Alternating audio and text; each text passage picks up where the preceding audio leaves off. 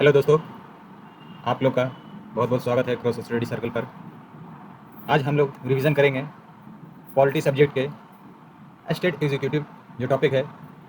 हम लोग समझेंगे कि राज्य की कार्यपालिका के बारे में, ये पूरी तरह से ये किस अनुच्छेद के अंतर्गत आता है और इसके अंतर्गत क्या क्या प्रावधान है और क्या क्या लागू होता है, इसके बारे में समझेंगे। चलिए लेट अस स्टार्ट।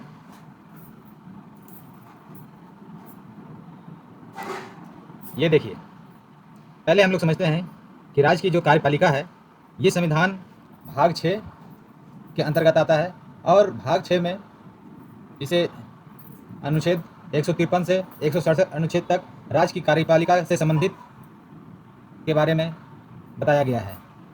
इसके संबंध में बताया गया है भाग 6 में।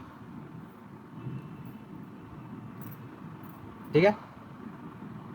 राज्य की कार्यपालिका जो है ये कैसे समझते हैं, ये राज्य के कार्यपालिका के अंदर, ये देखिए राज्य की कार्यपालिका के अंदर ये कौन कौन से आते हैं।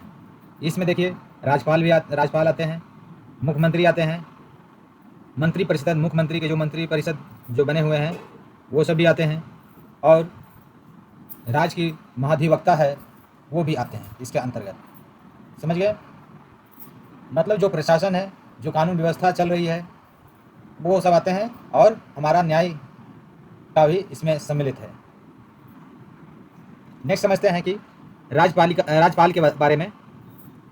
ये देखिए, राज्यपाल ये संविधान का अनुच्छेद 153 के अंतर्गत आता है और इसमें बताया गया है कि प्रत्येक राज्य के लिए एक राज्यपाल का प्रावधान किया गया है। समझ गए? कितने राज्यपाल का? हर एक राज्य के लिए एक राज्यपाल रहेगा ही, एक राज्य का एक राज्यपाल रहेगा। ठीक है।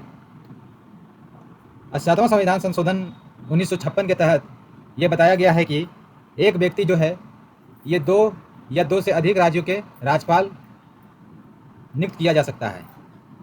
ये कितने संविधान संशोधन के द्वारा बताया गया है? ये संविधान संशोधन आपका बताया गया है 7वां संविधान संशोधन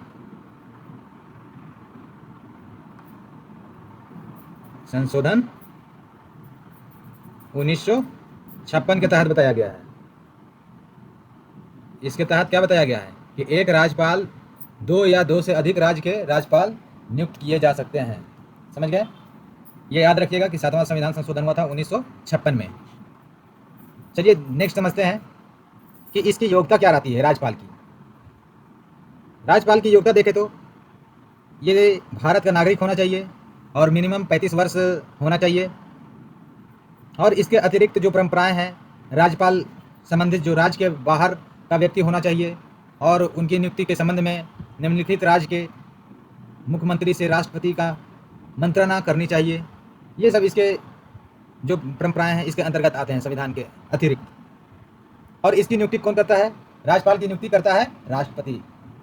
ये सारे जिलों के राज्य के राज्यपाल की नियुक्ति ये राष्ट्रपति करते हैं। राज्यपाल के पद के लिए बहुत सारी शर्तें हैं। उनके पद पे क्या क्या शर्तें रखी गई है, चलिए इसको समझते हैं। शर्तों के बारे में, राज्यपाल के शर्तों के बारे में बताया गया है कि राज्यपाल संसद के किसी सदन का या किसी विधानमंडल का सदस्य नहीं होगा। समझ गए? संसद के किसी सदन या विधानमंडल का सदस्य नहीं होगा।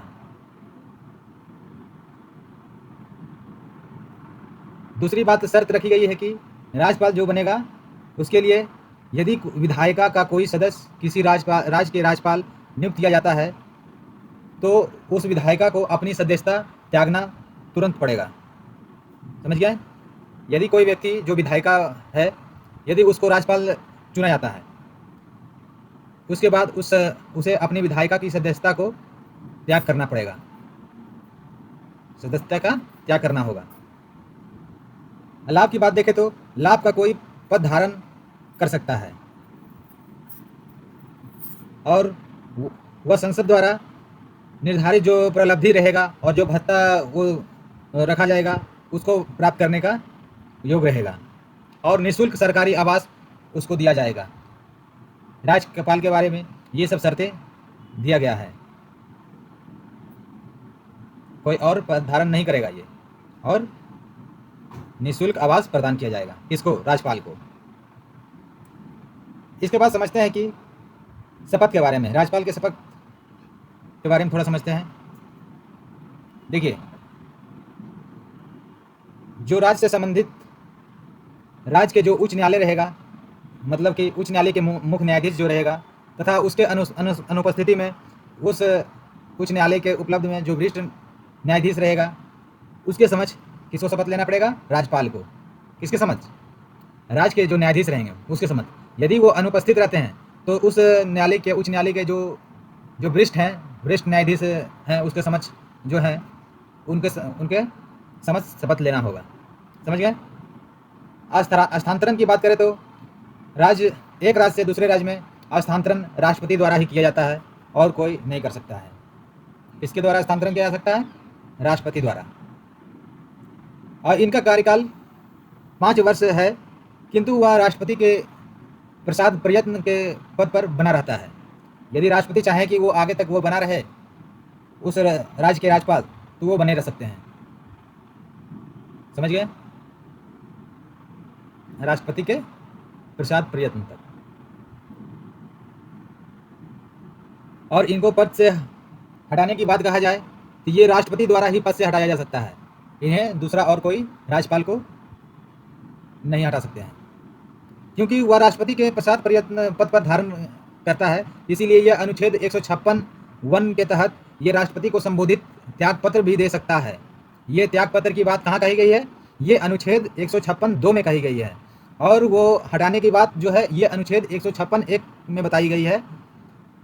और राज्यपाल को जो पद से हटाने के लिए आधारों का उल्लेख संबंधित में कोई ऐसा उल्लेख नहीं किया गया है संविधान के अंदर कि किस आधार पर उसको हटाया जा सकता है। समझ गए? चलिए अब समझते हैं कि राज्यपाल की जो शक्तियां हैं वो क्या, उनको पावर दी गई है और उनके कार्य क्या हैं। राज्यपाल की कार्यपालिका शक्ति बोले तो ये राज्य के सभी कार्यपालिका जो संबंधित कार्य होते हैं, और इसके अतिरिक्त रूप से राज्यपाल का नाम से ही ये सब कार्य किया जाता है। जितनी कार्यपालिका के संबंधी जो कार्य सारे राज्य में किए जाते हैं, ये किसके नाम पे किए जाते हैं? ये राज्यपाल के नाम से ही किए जाते हैं। याद रखिएगा। दूसरी बात कहें तो राज्यपाल राज्य के विश्वविद्यालय का कुलाधिपति होता है, और साथ ही वह राज्य के विश्वविद्यालयों में कुलपतियों की नियुक्ति करने के लिए सक्षम है। उनको ये अधिकार है कि उनको विश्वविद्यालय में कुलपतियों का नियुक्ति कर सकता है राज्यपाल। समझ गए? राज्यपाल मुख्यमंत्री से राज्य के प्रशासन से जुड़ी जो बातें हैं या तथा विधायी जो प्रस्ताव है के विषय की जो बातें हैं, उस विषय में कोई भी जानकारी का मांग करने के लिए कोई इसे रोक टोक नहीं कर सकता है। मतलब ये अपने मन से चाहे, यदि उनको चाहें कि इन सारी विषय के बारे में मैं जानकारी प्राप्त करना चाहता हूँ, तो ये मांग सकते हैं। किससे? प्रधानमंत्री से। आप लोग समझ पा रहे हैं? नेक्स्ट देखें तो राज्यपाल राज्य के मुख्यमंत्री और अन्य जो अनिधस्थ मंत्री जो होते हैं, वो राज्य के महाधिवक्ता, राज्य के निर्वाचन आयुक्त तथा राज्य लोक सेवा आयोग के जो अध्यक्ष हैं एवं अन्य जो सदस्य हैं, उनकी ये नियुक्ति करते हैं। कौन करते हैं? राज्यपाल करते हैं। अध्यक्ष हो गया और अन्य सदस्य हो गया, इसकी ये नियुक्ति करते हैं।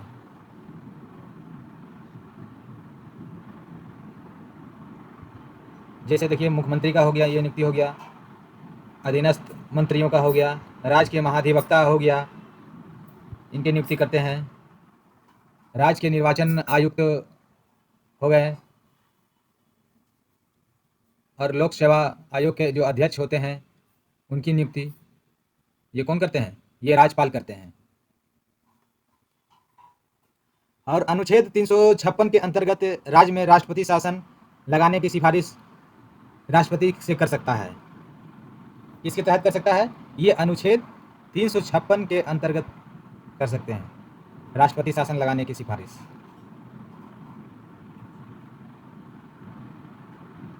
अब चलिए देखते हैं विधायी शक्तियाँ क्या क्या इनको प्राप्त है। विधायी शक्तियाँ देखा जाए तो राज्यपाल राज्य के विधानमंडल के सत्र को आहूत सत्रावसान कर सकता है। वह राज्य के विधानसभा को भंग भी कर सकता है। ये उनको विधायी शक्तियाँ प्रदान है। दूसरी विधायी शक्तियाँ देखें तो वह राज्य के विधान परिषद में 1/6 सदस्य को मनोनीत करने का हकदार है। कौन? राज्यपाल 1/6 सदस्य को वो मनोनीत कर सकता है, जो साहित्य में, कला में, विज्ञान में या सहकारी जो आंदोलन हो गया और समाज सेवा में विशेष जिसको ज्ञान है और जो व्यवहारिक जिनको अनुभव है, वो उनको ये मनोनीत कर सकते हैं। कहाँ? विधान परिषद में। समझ गए? 1/6 सदस्य को मनोनीत कर सकते हैं राज्यपाल।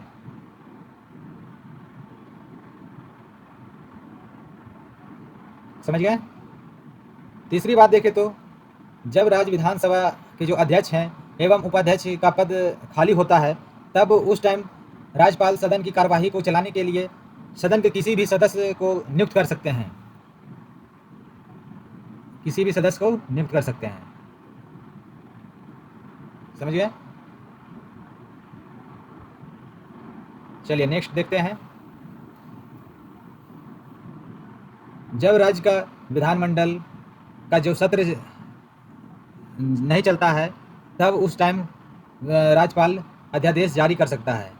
ऐसे अध्यादेश को आगे जारी रखने के लिए विधानमंडल का सत्र जो होता है, ये आरंभ से 6 सप्ताह के भीतर ही पारित करना अनिवार्य होता है। ये बात ध्यान देनी पड़ती है।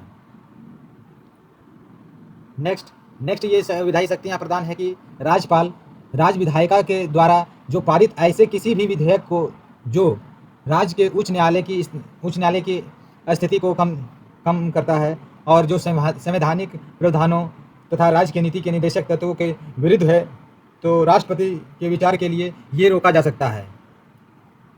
समझ गए? ऐसे विधेयक को वो ऐसा नहीं है कि वो पास कर सकते हैं, ये विचार के लिए रोका जा सकता है।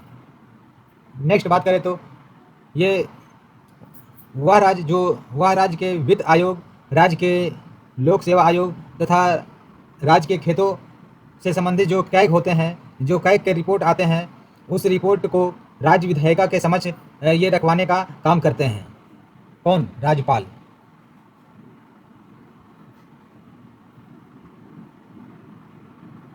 समझ गए? ये विधायिकी शक्तियाँ इनको प्रदान की गई है। नेक्स्ट देखें तो वित्तीय शक्तियाँ क्या क्या इनको प्रदान की गई है। चलिए नेक्स्ट स्लाइड में हम लोग समझते हैं। वित्तीय शक्तियाँ इनको प्रदान है कि राज्यपाल यह सुनिश्चित करता है कि राज्य के बजट और जो वार्षिक जो विवरण होते हैं, उस विवरण को राज्य के विधायिका के समक्ष रखा जाए, ये सुनिश्चित करते हैं। दूसरी बात, धन विधेयक को राज्यपाल के पूर्व सहमति से ही राज्य के विधानमंडल में पेश किया जा सकता है। बिना इनकी सहमति के विधानमंडल में पेश नहीं होगा। नेक्स्ट, राज्यपाल की जो सिफारिश है जो करते हैं, वो सिफारिश पर अनुदान की मांग की जा सकती है। नेक्स्ट वित्तीय शक्तियाँ देखा जाए तो पंचायतों, नगरपालिकाओं की जो वित्तीय स्थिति की समीक्षा करने के लिए राज्यपाल के प्रत्येक 5 वर्ष के बाद राज्य वित्त आयोग का गठन ये करता है। नेक्स्ट शक्ति में देखा जाए तो किसी भी अप्रत्याशित जो खर्च को पूरा करने के लिए राज्य के जो आकस्मिकता जो निधि होते हैं, उस निधि से अग्रिम राशि जारी ये कर सकते हैं। ये वित्तीय शक्तियाँ ये प्रदान की गई है। नेक्स्ट देखें तो न्यायिक शक्तियाँ क्या क्या इनको राज्यपाल को दी गई है, इनके बारे में थोड़ा समझते हैं। न्यायिक शक्तियाँ में इनको प्रदान है कौन कौन सी शक्तियाँ हैं, ये देखिए इस स्लाइड में। न्यायिक शक्तियाँ से जो संबंधित राज्य के उच्च न्यायालय के जो न्यायाधीश हैं, न्यायाधीशों की नियुक्ति करते समय राष्ट्रपति द्वारा जो राज्यपाल हैं उनसे परामर्श से किया जाता है। ये दूसरी न्यायिक शक्तियाँ में यह सम्मिलित है कि राज्यपाल जो संबंधित राज्य के उच्च न्यायालय के परामर्श से जिला के न्यायाधीशों की नियुक्ति, पदस्थापन मतलब कहीं भी पोस्टिंग और पदोन्नत कर सकते हैं। नेक्स्ट देखा जाए तो राज्यपाल राज्य के उच्च न्यायालय और राज्य लोक सेवा आयोग के परामर्श से राज्य की न्यायिक सेवा मतलब न्यायिक सेवा में ये आपका राज्य की न्यायिक सेवा में जिला न्यायाधीशों के अलावा जो किए गए न्यायाधीशों की नियुक्ति है, उनको भी न्यायाधीशों की नियुक्त करता है। नेक्स्ट देखा जाए तो ये न्यायिक शक्तियाँ में क्षमादान की शक्ति, राज्यपाल जो दंड से क्षमादान या उनके प्रविलंबन जो होते हैं, मतलब ज़्यादा समय लग रहा है तो उनके संबंध में, जैसे विराम के संबंध में या परिहार के संबंध में, या उनका निलंबन कर सकते हैं। इनको ये न्यायिक शक्तियाँ ये प्रदान है राज्यपाल। लेकिन राज्यपाल जो है ये मृत्यु दंड की सज़ा को माफ़ नहीं कर सकते हैं, लेकिन ये राष्ट्रपति इस सज़ा को माफ़ भी कर सकते हैं। राष्ट्रपति के विपरीत ये राज्यपाल के जो पास जो कोर्ट मार्शल है, कोर्ट मार्शल के द्वारा जो दिए गए दंड है, सज़ा है, उसको माफ़ करने की शक्ति ये राज्यपाल के पास नहीं होती है। चलिए अब समझते हैं कि अनुच्छेद 371 से लेकर 371 जे के तहत राज्यपाल की जो विशेष शक्तियां हैं और उनके बारे में समझते हैं, और उनके जो क्या क्या उत्तरदायित्व हैं उनके बारे में थोड़ा एक नज़र डालते हुए हम लोग आगे बढ़ते हैं। राज्यपाल की ये देखिए विशेष शक्तियां, हम लोगों ने ये पढ़ा भी था पिछले क्लास में। एक बार फिर से हम लोग याद कर लेते हैं कि नागालैंड के राज्यपाल के लिए क्या विशेष शक्तियां प्रदान की गई है, उनके लिए क्या उत्तरदायित्व दिया गया है। नागालैंड के जो नागा हिल्स के त्युंगसांग क्षेत्र के जो आंतरिक अशांति जारी रखने तक जो राज्य में जो कानून व्यवस्था है, उनके संबंध में नागालैंड के राज्यपाल को यह शक्तियां दी गई है। दूसरी असम का देखें तो असम में जो जनजाति क्षेत्रों के प्रशासन के संबंध में ये शक्तियां प्रदान की गई है। तीसरा में देखें तो मणिपुर में राज्य में पहाड़ी क्षेत्रों के जो प्रशासन के संबंध में, इसके संबंध में ये शक्तियां इनको प्रदान है। चौथा में देखें तो अरुणाचल प्रदेश राज्य के कानून व्यवस्था के संबंध में इनको शक्तियां दी गई है। फिफ्थ में देखा जाए तो सिक्किम में शांति के लिए और आबादी को विभिन्न भागों की सामाजिक और आर्थिक उन्नति को सुनिश्चित करने के संबंध में शक्तियां प्रदान है। गुजरात में 6 नंबर पर देखें, गुजरात में सौराष्ट्र और कच्छ के लिए अलग अलग विकास बोर्ड की स्थापना करने के संबंध में दिया गया है। और महाराष्ट्र में 7 पर देखे तो विदर्भ और मराठवाड़ा के लिए अलग अलग विकास बोर्ड की स्थापना के संबंध में दिया गया है।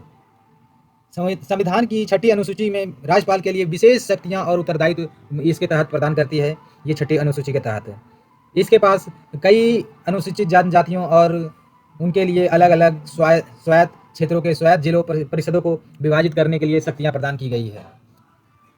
राज्यपाल की विवेकाधीन कार्य देखें तो इनको क्या क्या विवेकाधीन कार्य दिया गया है, ये समझते हैं। ये विशेष जो शक्तियाँ दी गई है राज्यपाल के लिए 371 से 371 जे तक, ये मैं इसलिए नहीं इसमें नोट्स में ये स्लाइड में लगाया हूँ क्योंकि हम लोगों ने पिछले क्लास में समझा इसके बारे में। अब इसके बाद आगे हम लोग इसलिए समझते हैं कि राज्यपाल की जो विवेकाधीन कार्य है वो क्या क्या है। राज्यपाल की विवेकाधीन कार्य में देखा जाए तो यह विधेयक की अनुमति दे सकता है, समझ गए, ये विधेयक को अनुमति दे सकता है, समझ गए, और अनुमति रोक भी सकता है। अब विधेयक के जो पुनः विचार हेतु विधायिका को ये वापस भी लौटा सकता है। और साथ ही बात करें तो वो ये राज्यपाल अपने इच्छानुसार या विवेकानुसार कहा जाए तो राष्ट्रपति से विचारित विधेयक को रोक सकता है। मतलब कि राष्ट्रपति से विचार करने के लिए ये विधेयक को रोकने के लिए बाध्यकारी नहीं है। मतलब ये अपने इच्छानुसार से विधेयक को चाहे तो ये रोक लें, चाहे लौटा दें, चाहे अनुमति दे दें, चाहे राष्ट्रपति से विचार विमर्श करके ये आगे करें। अब नेक्स्ट देखा जाए तो इनके जो संवैधानिक तंत्र की जो विफलता के मामले में है, ये कि राष्ट्रपति को सलाह दे सकता है और राष्ट्रपति से जो संबंधित राज्य के राष्ट्रपति जो शासन लगाने की सिफारिश है उनके बारे में ये बात कर सकता है, उनको ये सिफारिश कर सकता है कि इस राज्य में राष्ट्रपति शासन लागू होना चाहिए। इनके यदि संवैधानिक विफलता होती है तब, ऐसे नहीं। तीसरा में कार्य देखा जाए इनका तो निकटवर्ती जो केंद्र हैं, जो केंद्र शासित प्रदेश हैं, उस प्रदेश के जो प्रशासक के रूप में कार्यों को प्रयोग करते समय अपने विवेकानुसार कार्य करते हैं। ये आप लोग एक बात नोट में करके लिख लीजिएगा कि राष्ट्रपति की तरह ये राज्यपाल के पास भी अस्तित्व जनई या प्रतिजनई विवेकाधीन शक्तियाँ ये उनके पास मौजूद होती है। अब चलिए समझते हैं कि राज्यपाल के पद से संबंधित मुद्दे क्या क्या हैं। राज्यपाल से संबंधित मुद्दे देखा जाए तो ये संसद के असामियों के भंग करने के लिए वस्तुनिष्ठ मापदंड का इनके पास अभाव है। जैसे कि समझे तो इसको अनुच्छेद 174 के तहत राज्यपाल के विधानसभा को भंग करने की शक्ति देता है। समझ गए? लेकिन संविधान इस पर कोई भी मतलब इसके बारे में कुछ बात संविधान में नहीं की गई है कि कब तक ये कब भंग करेगा और ये किन परिस्थिति में भंग किया जाएगा संसद को, ये इस पर कोई संविधान में बात नहीं कही गई है। समझ गए? दूसरी बात देखें तो विघटन के लिए राजनीतिक कारणों का हवाला दिया जाना, जिसमें कि भविष्य में राजनीतिक जो अस्थिरता जो की संभावना होती है और उससे उभरते गठबंधन को रोकने के लिए अक्सर राज्य में विधानसभाओं का भंग कर दिया जाता है। समझ गए? ये विघटन की बात कही गई है, राजनीतिक कारणों का हवाला दिया गया है इसमें। नेक्स्ट देखा जाए तो राज्यपाल की जो पद द्वारा राजनीतिक तटस्थ का जो अभाव देखा गया है, इसमें ये देखा गया है कि वर्तमान में यह पद मौजूदा सरकार के प्रति निष्ठा दिखाने वाले राजनेताओं के लिए सेवानिवृत्त पैकेज जो बनकर रह गया है। उदाहरण के लिए जैसे हम लोग देखें तो वर्ष 2005 में विधायकों की जो खरीद फरोख्त जो की आशंका जो के आधार पर जो बिहार राज्य के राज्यपाल द्वारा राज्य विधानसभा को भंग कर दिया गया था, उस एग्जाम्पल को हम लोग देख सकते हैं। बाद में उच्च न्यायालय ने, वो जो उच्चतम न्यायालय है, उच्चतम न्यायालय ने इस फैसले को अवैध और दुर्भावनापूर्ण बताया था। इसके बारे में नेक्स्ट है एम पुंछी आयोग। ये एम पुंछी आयोग क्या है? ये त्रिशंकु विधानसभा की स्थिति में यदि राज्यपाल को संवैधानिक परंपराओं का पालन करना चाहिए या नहीं करना चाहिए, उसके बारे में बताया गया। इसके बारे में यही बताया गया कि इस त्रिशंकु विधानसभा की स्थिति में राज्यपाल को संवैधानिक परंपराओं का पालन करना चाहिए। समझ गए? और बताया गया है कि ये स्थानीय आपातकाल जैसे हो गया, उसके प्रावधान का सुझाव दिया जाना चाहिए। उसके द्वारा केंद्र सरकार राज्य विधानसभा को भंग किए बिना ही जिला स्तर पर मुद्दों का समाधान कर सकती है। इसके लिए बारे में ये एम पुंछी आयोग में बताया गया है। उच्चतम न्यायालय के फैसले के बारे में थोड़ा समझते हैं कि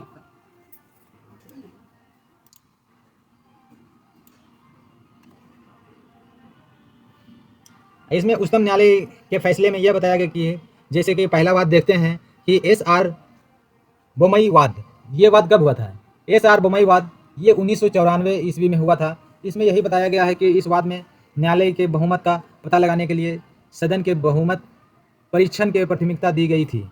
और साथ में इस न्यायालय ने यह भी कहा था कि ये अनुच्छेद 356 की कितनी, ये अनुच्छेद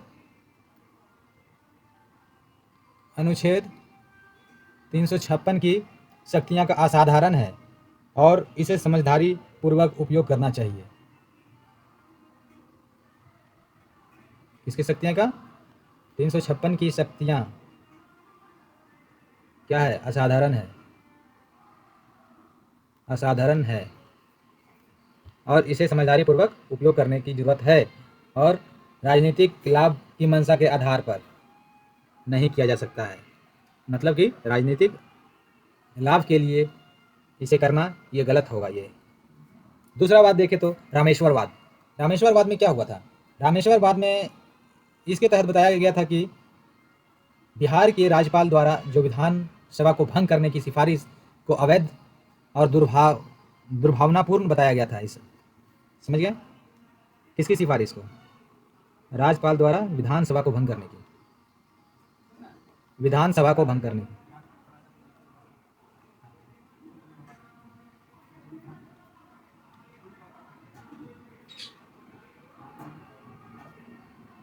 विधानसभा भंग करने की ये सिफारिश को अवैध बताया गया था और राज्यपाल चुनाव के बाद के जो बने गठबंधनों को रोक नहीं सकता है, क्योंकि इसके माध्यम से लोकप्रिय सरकार बनाई जा सकती है। इसमें यही बात कही गई थी रामेश्वर प्रसाद वाद में। ये रामेश्वर प्रसाद वाद कब हुआ था? ये 2006 में हुआ था। चलिए अब समझते हैं कि मुख्यमंत्री के बारे में क्या कहा गया है। मुख्यमंत्री की बात करें तो यह सरकार का मुखिया होता है। मतलब कि उसमें जो वास्तविक कार्यपालिका जो शक्ति होती है ये मुख्यमंत्री में ही निहित होती है। ये वास्तविक कार्यपालिका के अंतर्गत आता है। इसमें अनुच्छेद कितना 164 अनुच्छेद 164 के अनुसार मुख्यमंत्री का जो नियुक्ति होता है ये किसके द्वारा होता है? राज्यपाल के द्वारा किया जाता है मुख्यमंत्री का नियुक्ति। और राज्यपाल द्वारा समानता राज्य विधानसभा के बहुमत जो प्राप्त दल होता है उस दल के नेता को मुख्यमंत्री नियुक्त किया जाता है। समझ गए? और ये त्रिशंकु विधानसभा की जो स्थिति जो पैदा होती है, इस स्थिति में राज्यपाल द्वारा दल के नेता अथवा गठबंधन के जो नेता रहते हैं, जो उस गठबंधन के नेता को मुख्यमंत्री नियुक्त करता है तथा उसमें 1 माह के भीतर बहुमत साबित करना भी होता है कि आपको 1 महीने के भीतर उस गठबंधन में आपको बहुमत साबित करना होगा। समझ गए?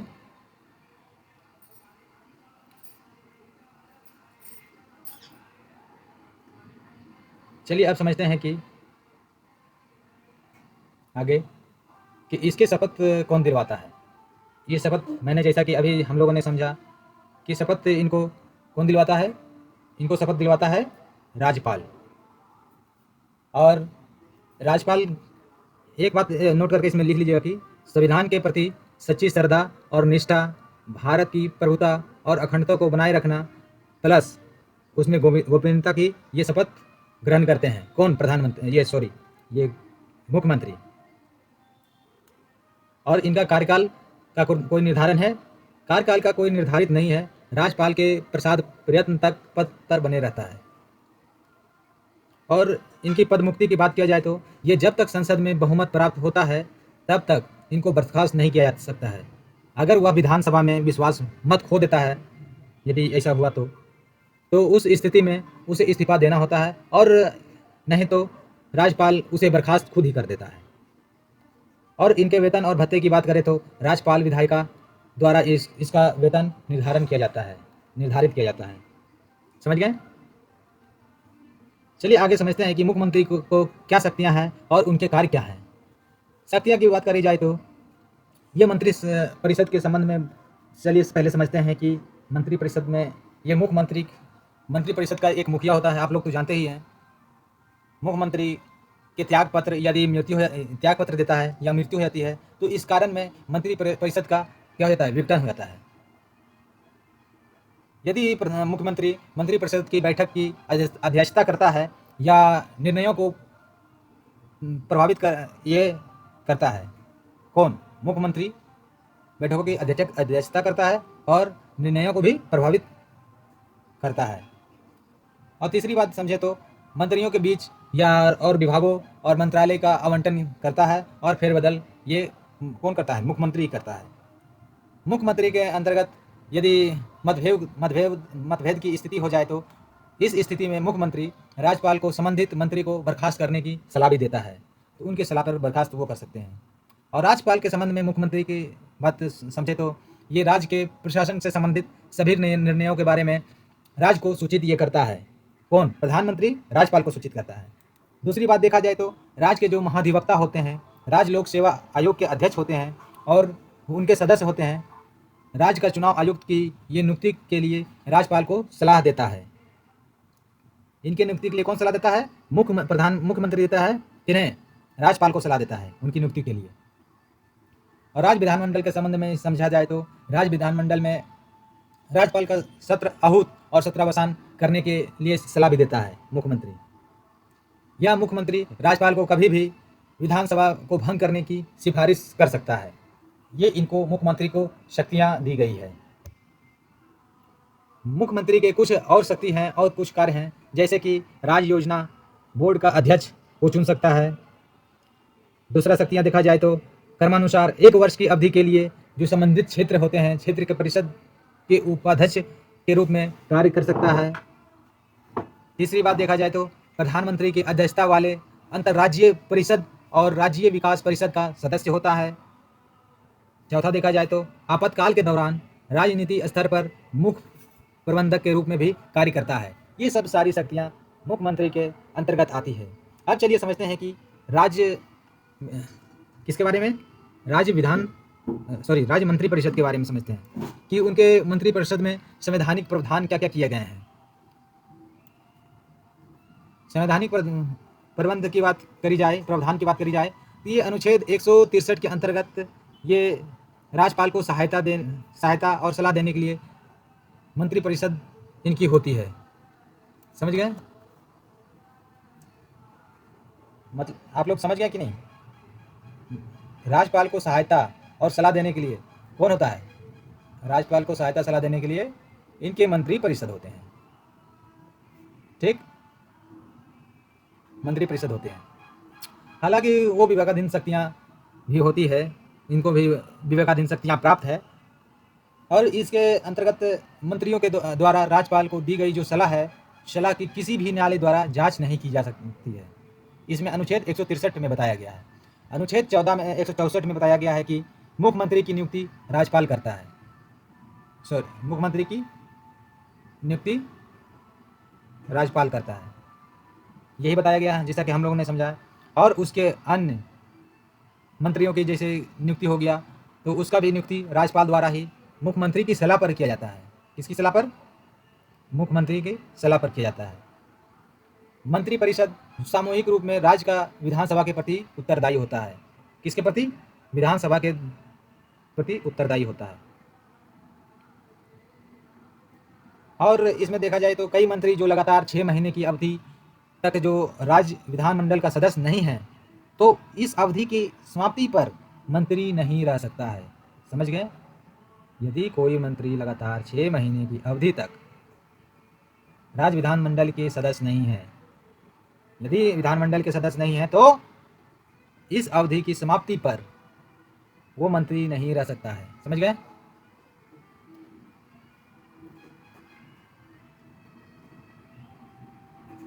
मंत्री नहीं रह सकता है। चलिए, इसके बाद अनुच्छेद 164 में ये भी दिया गया है कि मंत्रियों के वेतन और भत्ते के बारे में ये राज्य विधायिका द्वारा निर्धारित किए जाते हैं। समझ गए? इसके द्वारा राज्य विधायिका द्वारा निर्धारित किए जाते हैं। और ये किसी भी राज्य के जो मंत्री परिषद के मुख्यमंत्री सहित आप समझे तो मंत्रियों की कुल संख्या उस राज्य की विधानसभा के सदस्यों के कुल 15% से अधिक नहीं होनी चाहिए। कितना परसेंट से? 15% से अधिक नहीं होनी चाहिए। किसकी? किसी भी राज्य के मंत्री परिषद में मंत्रियों की कुल संख्या 15% से अधिक नहीं होनी चाहिए।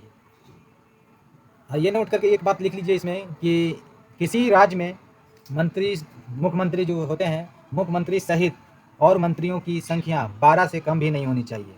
ये अनुच्छेद कितने में दिया गया है? ये संविधान आपको बताया गया है, ये 91वें संविधान संशोधन में बताया गया है। 91वें संविधान संशोधन में बात कही गई है, इसके द्वारा जोड़ा गया है। चलिए अब देखिए कि 177 अनुच्छेद में क्या कहा गया है। 177 अनुच्छेद में यही बताया गया है कि सभी जो मंत्री हैं, प्रत्येक मंत्री को विधानसभा में और उसके किसी भी जो समिति की कार्यवाही में बोलने और भाग लेने का अधिकार ये दिया गया है, लेकिन वोट देने का अधिकार नहीं है। ये भाग ले सकते हैं लेकिन वोट देने का अधिकार नहीं है। ये भाग लेने का अधिकार है लेकिन वोट देने का अधिकार नहीं है। सामूहिक उत्तरदायित्व का बात किया जाए तो ये अनुच्छेद 164 में ही दिया गया है कि मंत्री परिषद सामूहिक रूप से राज्य विधानसभा के प्रति उत्तरदायी होता है। किसके प्रति? राज्य विधानसभा के प्रति उत्तरदायी होता है। इसके सामूहिक उत्तरदायित्व में ये भी कहा गया है कि इनकी स्थिति उस तैराक समूह की तरह है जो एक साथ तैरते हैं और साथ में ही डूबते हैं। दूसरों शब्दों में कहा जाए तो यह एक टीम की तरह काम करते हैं। समझ गए? इसके बाद समझे तो कैबिनेट का जो फैसला होता है ये सभी मंत्रियों के लिए बाध्य होता है। कैबिनेट जो फैसला करेगा वो सभी मंत्री इसको मानने के लिए बाध्यकारी हैं। ऐसा नहीं कि कैबिनेट फैसला किया तो यदि मुझे अच्छा नहीं लगा तो वो बाध्यकारी नहीं है, ये बाध्यकारी हैं। ठीक, नेक्स्ट समझा जाए तो ये यदि विधानसभा में अविश्वास प्रस्ताव पारित होता है तो सभी मंत्रियों को इस्तीफा देना पड़ता है। कब? अविश्वास प्रस्ताव पारित होने पर किसको देना पड़ता है? मंत्री को इस्तीफा देना पड़ता है। चलिए व्यक्तिगत उत्तरदायित्व की बात करें तो ये अनुच्छेद 164 के अंतर्गत, इसी के अंतर्गत ये भी बोला गया है कि इसमें व्यक्तिगत उत्तरदायित्व का सिद्धांत भी शामिल है। किसमें बोला गया है? 164 में ही बताया गया है, व्यक्तिगत उत्तरदायित्व का सिद्धांत भी शामिल है। और प्रत्येक मंत्री अपने विभाग के संबंध में राज्यपाल के प्रति उत्तरदायी होता है, राज्यपाल के प्रति उत्तरदायी होता है। यदि मतभेद और असंतोष की स्थिति हो जाए तो उस स्थिति में मुख्यमंत्री को इस्तीफा देने के लिए कह सकता है। समझ गए? कब? मतभेद और असंतोष की स्थिति में इस्तीफा देने के लिए कह सकता है। समझ गए? चलिए अब समझे थोड़ा कि राज्य की महाधिवक्ता के बारे में। राज्य की महाधिवक्ता के बारे में अनुच्छेद 165 में कहा गया है कि भारत का संविधान राज्य के लिए महाधिवक्ता का प्रावधान करता है। क्या कहा गया है? कि भारत का जो संविधान है वो राज्य के लिए महाधिवक्ता का प्रावधान करता है। इसमें राज्य इसकी नियुक्ति, महाधिवक्ता की नियुक्ति कौन करता है? महाधिवक्ता की नियुक्ति राज्यपाल द्वारा किया जाता है। इसका योग्यता क्या रहना चाहिए? महाधिवक्ता का योग्यता रहना चाहिए कि 10 वर्ष तक न्यायिक पद पर काम कर रहा हो या उच्च न्यायालय में 10 वर्ष तक वकील रहा हो, तो इसके लिए योग्य रहेगा। कानूनी कार्य में देखा जाए, कानूनी कार्य में ये कानूनी मामलों पर राज्य सरकार को यह सलाह देने का कार्य करता है। किसे सलाह देता है? ये कानूनी मामलों में राज्य सरकार को सलाह देने का कार्य करता है। समझ गए? और अनुच्छेद 177 में बोला गया है कि महाधिवक्ता को मताधिकार के बिना ही, किसे? अनुच्छेद 177 के अनुसार कहा गया है कि महाधिवक्ता को मताधिकार के बिना ही विधायिका के सदनों में कार्यवाही में बोलने का और भाग लेने का अधिकार दिया गया है। भाग लेने का अधिकार दिया गया है। समझ गए? एक बात इसमें नोट करके लिख लें कि राज्य के संबंध में महाधिवक्ता के कार्य भारत के महान्यायवादी के समान ही होता है। चलिए इसके कार्य और पद मुक्ति के बारे में समझते हैं। संविधान में राज्य के महाधिवक्ता का कार्यकाल निर्धारित नहीं किया गया है। समझ गए? ये संविधान में नहीं किया गया है कि राज्य के महाधिवक्ता का कार्यकाल निर्धारित नहीं है। दूसरी बात देखें तो संविधान में राज्य के महाधिवक्ता को पद से हटाने का भी आधारों पर, किस आधार पर हटाया जाएगा या उसकी प्रक्रिया का उल्लेख नहीं किया गया है। समझ गए? आधार और पद से हटाने के आधारों पर और प्रक्रिया पर उल्लेख नहीं किया गया है। कहाँ? संविधान में। राज्य के राज्यपाल को अपना त्यागपत्र ये कौन सौंप सकता है? महाधिवक्ता राज्य के राज्यपाल को अपना त्यागपत्र सौंप सकता है। ये राज्य के राज्यपाल को अपना त्यागपत्र महाधिवक्ता सौंप सकता है। चलिए हम लोगों ने ये समझा कि राज्य की कार्यपालिका शक्ति के बारे में, कि राज्य की कार्यपालिका शक्ति क्या है और कैसे कार्य करती है। इसी के साथ हम लोग आज की क्लास को समाप्त करते हैं। फिर हम लोग मिलेंगे नेक्स्ट क्लास में न्यू टॉपिक के साथ रिवीजन करते हुए। ठीक है? Okay, thank you very much. जय हिंद, जय भारत।